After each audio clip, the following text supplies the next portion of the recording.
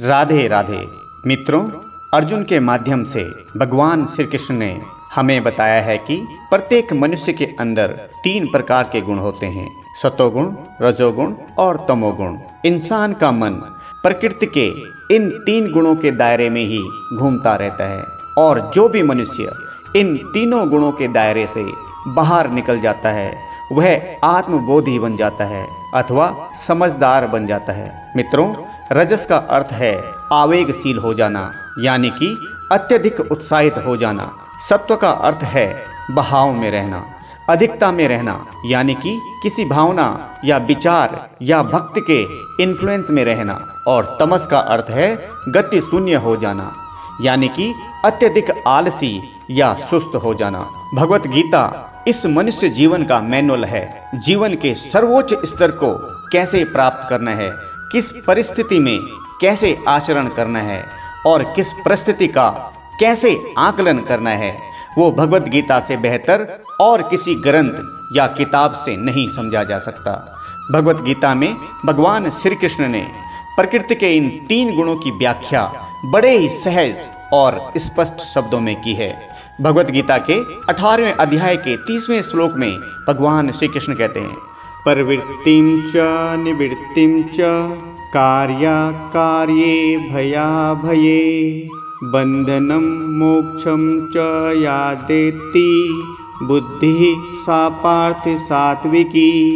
अथवा हे पार्थ, वह बुद्धि सद्गुणी है जिसके द्वारा मनुष्य यह जानता है कि क्या करणीय है और क्या अकरणीय है, अथवा क्या करना चाहिए और क्या नहीं करना चाहिए, किससे डरना चाहिए और किससे नहीं डरना चाहिए, क्या बांधने वाला है और क्या मुक्ति देने वाला है, अथवा क्या सीमा या प्रतिबंध लगाने वाला है और क्या मुक्ति या आज़ादी देने वाला है। इसी कर्म में रजोगुण की व्याख्या करते हुए भगवत गीता के 18वें अध्याय के 31वें श्लोक में भगवान श्री कृष्ण कहते हैं, यया धर्मं धर्मः च कार्य च कार्यमेव च अयथावत् प्रजानाति बुद्धि सा पार्थ राजसी। अर्थात हे पृथापुत्र, जो बुद्धि धर्म तथा अधर्म, करणीय तथा अकरणीय कर्म में भेद नहीं कर पाती वह राजसी है, आवेगशील है, यानी कि अत्यधिक उत्साहित होने वाली है। सचमुच अद्वितीय, अद्भुत, अकल्पनीय, मनुष्य की समझ से परे ऐसे ज्ञान की इतनी सुंदर व्याख्या भगवान श्री कृष्ण के अलावा और कोई नहीं कर सकता था। और हम सब बहुत भाग्यशाली हैं कि ऐसा अद्भुत ज्ञान का भंडार भगवत गीता में समाहित है। मित्रों, इसी कर्म में तमोगुण की व्याख्या करते हुए भगवत गीता के 18वें अध्याय के 32वें श्लोक में भगवान श्री कृष्ण कहते हैं, अधर्मं धर्ममीतिया मन्यते तमसावृता सर्वार्थान् विपरीतांश्च बुद्धि सा पार्थ तामसी। अर्थात जो बुद्धि मोह तथा अंधकार के वश में होकर अधर्म को धर्म और धर्म को अधर्म मानती है और सदैव विपरीत दिशा में प्रयास करती है, हे पार्थ, वह तामसी है, अर्थात गति शून्य है, उसमें कोई भी गति नहीं है। और गति शून्य बुद्धि कोई भी सही निर्णय ले ही नहीं सकती। इसलिए मनुष्य को इस तरह की प्रवृत्ति, इस तरह की भावना पर विजय प्राप्त करने के लिए हमेशा प्रयत्नशील रहना चाहिए।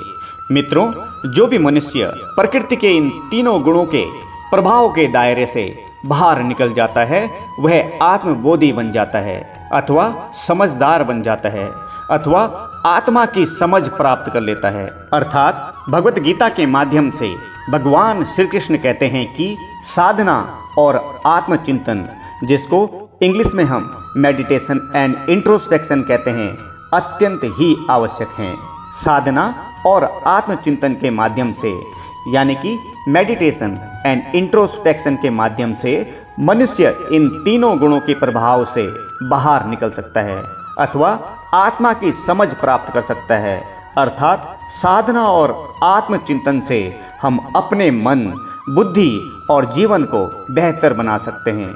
मित्रों, इतना गूढ़ ज्ञान सिर्फ भगवान श्री कृष्ण ही दे सकते थे और हमें पूरी आशा है भगवत गीता के इस गूढ़ ज्ञान से आपका और हमारा जीवन जरूर सफल होगा।